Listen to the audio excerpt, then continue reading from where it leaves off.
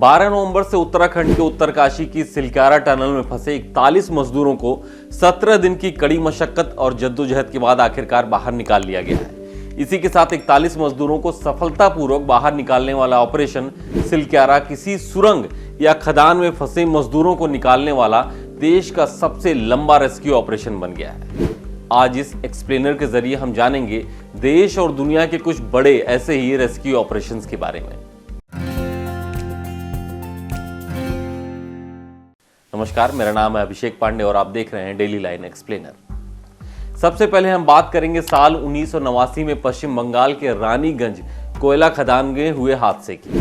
13 नवंबर 1989 में विश्व स्तर पर रेस्क्यू ऑपरेशन की चर्चा उस वक्त भी बहुत तेजी से हुई थी जब वेस्ट बंगाल की महावीर कोयलरी रानीगंज की कोयला खदान जलमग्न हो गई थी और 65 मजदूर उसमें फंस गए थे। वैसे तो इस खदान में अचानक पानी आने के कारण आई बाढ़ में कम से कम 232 खनन कर्मी फंस गए थे, लेकिन 161 लोगों को तुरंत बचा लिया गया। बाकी फंसे रह गए मजदूरों में से 6 की जान चली गई थी। इसी दौरान एक बड़ा बचाव अभियान भी शुरू किया गया था और फंसे हुए खनन मजदूरों को बचाने के लिए कई टीमें बनाई गई थी। इस पूरी घटना पर मिशन रानीगंज द ग्रेट भारतीय रेस्क्यू नाम से एक फिल्म भी बनी है जो आपने देखी होगी। ये कहानी बेहद प्रेरणादायी भी है, कैसे कोल इंडिया लिमिटेड के खनन इंजीनियर जसवंत गिल की प्रतिभा और नेतृत्व ने 65 श्रमिकों की जान बचाई थी जो कि महावीर कोयलरी कोयला खदान में फंस गए थे। दूसरा रेस्क्यू ऑपरेशन जिसके बारे में आपको हम बताएंगे वो थाईलैंड की थाई गुफा का है। 23 जून 2018 को थाईलैंड की गुफा का यह मामला बेहद चर्चित रहा है।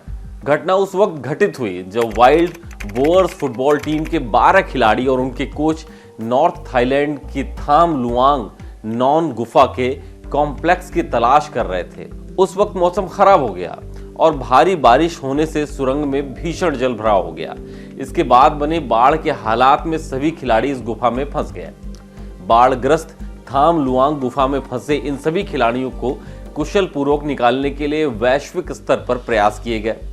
इस रेस्क्यू ऑपरेशन को दुनिया भर ने देखा था जिसने सभी को चौंका कर रख दिया। इस पूरे रेस्क्यू ऑपरेशन में कथित तौर पर 10,000 से ज्यादा लोग शामिल हुए थे, जिसमें कई देशों के 90 गोताखोर भी थे। यह पूरा ऑपरेशन करीब 2 हफ्ते चला था। आखिरकार 2 ब्रिटिश गोताखोर लड़कों ने, जिनकी उम्र 11 से 16 के बीच में थी, उन्होंने सबकी जान बचाई और उनके कोच को 10 जुलाई को जीवित निकाला गया।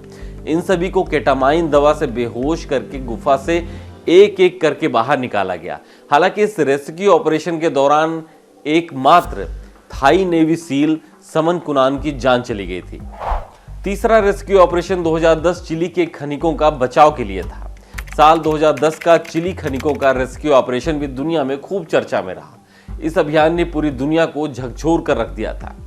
5 अगस्त 2010 को सैन जोन्स सोने और तांबे की खदान रहने से 33 श्रमिक उसमें दब गए थे। सतह से 2000 फीट नीचे फंसे इन लोगों को कम्युनिकेट करने के लगातार प्रयास किए गए। आखिरकार रेस्क्यू टीम ने 22 अगस्त को इनमें सफलता हासिल कर ली जब उनको सतह के नीचे एक छेद करने में कामयाबी मिली। इसके बाद उनको भोजन और पानी और दवा भेजने का काम किया जा सका। खदान में फंसे लोगों की तरफ से अंग्रेजी में एक नोट रेस्क्यू टीम को भेजा गया। वहीं 13 अक्टूबर को 69 दिनों की विश्व स्तर पर प्रसारित रेस्क्यू ऑपरेशंस में 33 खनन कर्मियों को चिली के राष्ट्रीय ध्वज में रंगे हुए कैप्सूल के जरिए एक एक करके सुरंग से बचाते हुए देखा गया था। चौथा rescue operation Quecreek miners rescue का है। संयुक्त राज्य अमेरिका का 24 जुलाई 2002 का पेंसिल्वेनिया के समरसेट काउंटी में क्यू क्रीक माइनिंग इंक का हादसा बेहद भयावह था। इसने अमेरिका के साथ साथ दुनिया भर के लोगों को हैरान कर दिया था। खदान में फंसे 9 खनन कर्मियों की बहुत ही मुश्किल और चुनौतीपूर्ण रेस्क्यू ऑपरेशन को अंजाम देकर 77 घंटे के बाद बाहर निकालने में कामयाबी हासिल हुई थी। इन सभी को सिर्फ 22 इंच चौड़ी आयरन रिंग के जरिए बाहर निकाला जा सका।